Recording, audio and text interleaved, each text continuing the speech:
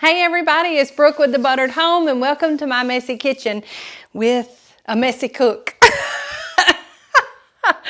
I've been cooking all morning and I just stopped to come out here and do this with you guys really quickly. I got to get back in there and put my ham in the oven and finish up some goodies that I'm making for my family today.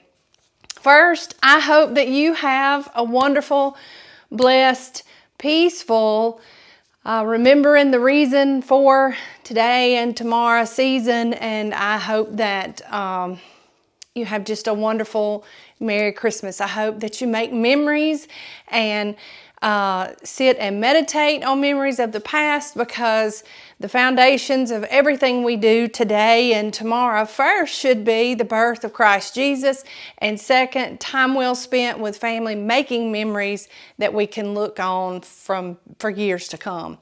Nonetheless, today we have a space-saving kitchen tip for you, and I know that I'm going to be using it, but I came out here to do this instead of in my house because I would have to undo everything and then show you, because I've already done this in the house. I love my space out here, but I have to remind myself that, you know, when I cook for us and cook at home and cook for holidays, that I really need to do it in my house, because I don't need to neglect my kitchen, you know, in there. So I'm doing everything in there today, and it's nice. My house will be full of people this afternoon, and I'm just really excited. But you're here for a tip, and before anybody tells me at Christmas that I talk too much, which I don't care, we're going to talk about saving space in your refrigerator. Okay, I have a friend who has a huge double door refrigerator, and even she has problems. You think you can at some point get enough space in your refrigerator, but you just really can't. I mean, it doesn't matter how much space you have, you're gonna fill it up, or it's gonna be cumbersome whenever you add extra things there for the holidays. And if you're cooking for today or prepping for tomorrow, chances are you need some extra space in your refrigerator. Now, this refrigerator is slightly empty, but it's fairly clean. So we're going to talk about this bottom shelf, right? It looks like you have just a ton of space in there. I mean, it just really does. But once you start to kind of fill that up, you've got all this unused space right here. So one of the things that I like to do, and I've got empty dishes, is, utilize that space there on the bottom. And you can fit, a lot of things in there, but you have all this unused space, and this you could stack on top of these type of dishes. But if you're using like throwaway aluminum pans, those are not as safe to stack like two levels on. So this works well when you're using like throwaway pans. Now, there are one of two things you can do to add an extra shelf, depending on what you have available in your house. You can use sheet pans, or you can use cooling racks. I saw another creator the other day talk about how useless these things are, that they take up space or whatever. I use mine, but it's not an everyday or every week use like a sheet pan. So the jury's out on whether you think these are worth having or not, if you're trying to kind of size down your kitchen inventory. But I like mine, but I don't need more than one or two. And that is just the reality of it. But if you do have them and you find yourself trying to come up with more creative uses, you can do this, the same with this that you do with this. And you just create another shelf on top of your pans that you've already got in there, and then you can have two, or depending on your space, 2 or 3 levels added in here. And see, I could probably fit another dish in there. So now you have 3 levels in that space. Depending on how you have 3 levels in that space, depending on how your shelving situation is in your refrigerator. But this adds a ton of extra space that you might need with something as simple as a sheet pan or a cooling rack that you've probably already got. I'll take these out later. So we're going to shut the refrigerator. And first and foremost, we hope that you will share this tip. If you're watching with us on Facebook, there is a little swoopy arrow at the bottom of this video that allows you to share it even while we're talking right now.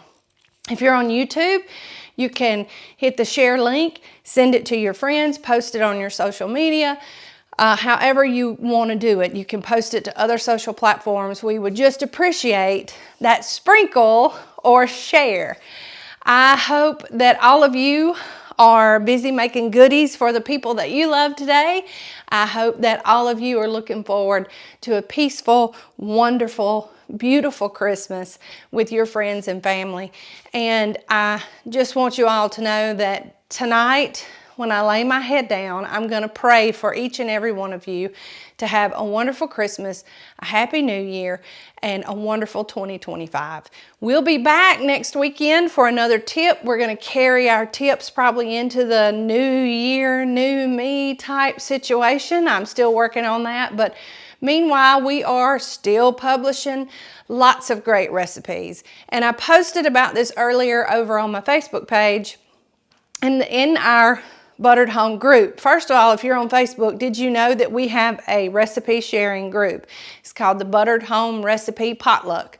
When we get done, I'll share a link to that. If you're not a member, join today, because there's a lot of other creators who put great recipes in there. We would love to share their work with you so that you might find something that you love of theirs, just like ours. The second thing I posted about was any creator that you follow on YouTube, Facebook, Instagram, TikTok, whatever. If they have a website, the best way that you can support those people today, tomorrow, through the new year, really any day, is to just visit their website. And I've talked about this at length for years now, but I know that when you go to like a food or a recipe blog website, you see ads, and sometimes those can be annoying. But most all recipe sites have a jump to recipe button at the top. We're going to talk a little bit about that in a minute, but you can go straight to the recipe card and print it. Now, a lot of us do have a feature on there that if you've never been to our website before, we just ask for your email. Most of us don't spam you. We don't sell you anything. We send you more recipes for free if you just put your email in there. And you can unsubscribe at any time if you don't like content that you're getting. But good food in your inbox, I don't see a problem. But that's just me. Nonetheless, you can do that at the website. However, when you do that, when you hit that jump to recipe button, you miss a lot of stuff. And I know that there are some creators out there who like to tell about their Aunt Tilly and this recipe and all of this. I find that interesting. I love the history of food. I love the what's the word I'm looking for? The heirloom aspect of that. And a lot of recipe bloggers do tell about what inspired them to make those recipes or what family event that they have a memory associated with. It's nostalgic. It's wonderful. I think it's great because chances are anybody who's looking at a recipe, they have a story for a recipe that they make too. But not only that, inside of the written portion of the recipe blog post, in mine, there is a FAQ section. So like if you have a question about substitutions, or if you have a question about if your recipe sort of doesn't look right, or if you want to make it in a different way, we give you those questions and answers, and we try to answer them and give you some ideas, because first and foremost, these recipes that I share with you, it's to get you in the kitchen cooking, and it's for you to take them and take that foundation and change it. I mean, I want you to change my recipes just a little bit and make them your own. We share a lot of really basic things to help get you cooking and thinking about cooking, and how you can take a chicken casserole with these ingredients and add these ingredients to it and make it something completely different. So when you hit that jump to recipe button, it's great to quickly print a recipe that you want to make, but don't miss all of the other things that are in there. There's helpful tips. If something in your recipe doesn't look right, most likely we have put that in the body of the recipe post. And spending that time on that creator's website, whether it be me or another one, 2 great ones or 3 great ones that I can think of, 4 great ones that I can think of. See, I just keep coming more. My friend Kathleen at gritsandgouda.com, she has a lovely site. My friend Mrs. Happy Homemaker, she has a beautiful site and just years and years worth of recipes. Stacy Little at Southern Bite, he has years and years worth of recipes. I mean, just my friend Julia at she at Julia's, gosh, Julia, I'm so sorry. Drop your link in the bottom. Hold on. I'll tell you, I'm going to keep talking and I'll give you some more sites that you can, Julia Simply Southern, that's what it is. You can go to her website. She also has years and years of great recipes for you to look at, but every one of us make a small amount of income from your visit to our site because of the ads. And yes, the ads, they're there, but I ask you, when is the last time that you watched a television program and had to sit through some commercials? Does that bother you? Maybe slightly, but it's something you're used to doing. Chances are you've done it your whole life. And so why should visiting a blog post be any different? So that's just some food for thought. If you can visit me and those creators that I mentioned, some other creators that you love, if they have a website, that is the best gift that you can give to them this Christmas season and beyond by just spending a little time on their websites. You get those recipes for free, and guess what? You might learn something too that you didn't know, because all these tips and tricks, we give those in our blog post as well. Y'all, I hope you have a wonderful, wonderful, wonderful Christmas and Happy New Year, and we'll be back probably Sunday. I have to check my schedule, but probably back on schedule for Sundays around 4. But if you haven't joined our broadcast channel on Facebook, there is a link to do that on our page. Just go to your search bar in Facebook and type in The Buttered Home, and you'll see our broadcast channel. I always post there about plans for live videos like this one.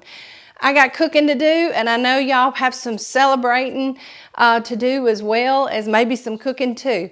We appreciate you. We hope you have a wonderful Christmas.